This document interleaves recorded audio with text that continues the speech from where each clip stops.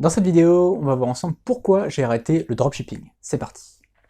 Alors là, si vous connaissez mes vidéos et mes formations, vous allez vous dire c'est un petit peu incohérent, parce que le gars, il fait des vidéos sur le dropshipping assez souvent, il a une formation sur le dropshipping qui met à jour tout le temps, et pourtant il dit qu'il ne fait plus de dropshipping. C'est un petit peu bizarre.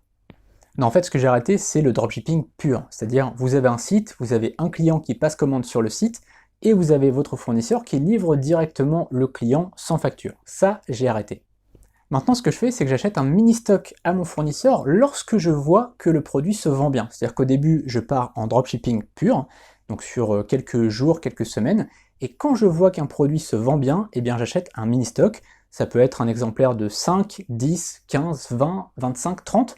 En fait, ça va être voilà, souvent entre 5 et 50 unités du produit, juste pour être sûr d'avoir suffisamment de stock pour quelques jours ou quelques semaines.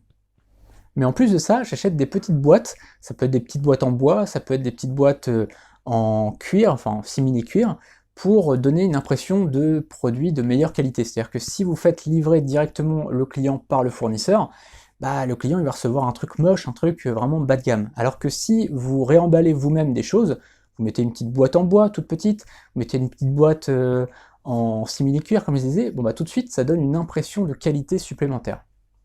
Il faut savoir qu'une petite boîte, c'est entre 20 centimes et 2 euros, donc c'est vraiment pas un gros investissement. En revanche, ça fait carrément baisser le taux de remboursement. C'est-à-dire que dans le dropshipping traditionnel, si vous faites vraiment du dropshipping pur et dur, bah en général, vous aurez un taux de remboursement assez élevé parce que les gens, ils vont recevoir le truc, ils vont voir que c'est mal emballé, que c'est moche, que c'est... Bon, ça fait vraiment bas de gamme, et du coup, ça donne une mauvaise impression. Et donc, quand ils vont utiliser le produit, peu importe ce que c'est, ça peut être une montre connectée, ça peut être n'importe quoi, bah, ils vont toujours avoir cette impression que c'est de la camelote, si vous voulez. Alors que si vous avez acheté une petite boîte à 20 centimes, 30 centimes, voire même 2 euros, et bah tout de suite, ça donne une impression de produit de meilleure qualité, c'est bien emballé, ça donne quand même une bonne première impression, et donc l'idée qu'on s'en fait du produit, il est totalement différent.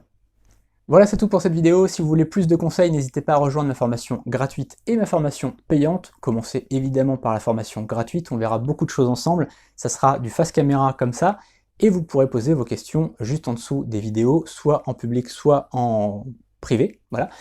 Et puis, si vous voulez aller beaucoup plus loin, il y aura la formation premium, où là, forcément, on passera sur l'écran, ça sera du pratique, vraiment pratico-pratique, et je vous montrerai comment créer votre site, comment avoir des visiteurs, comment avoir un bon taux de conversion, comment avoir un bon panier moyen, comment configurer évidemment PayPal et Stripe, etc., etc.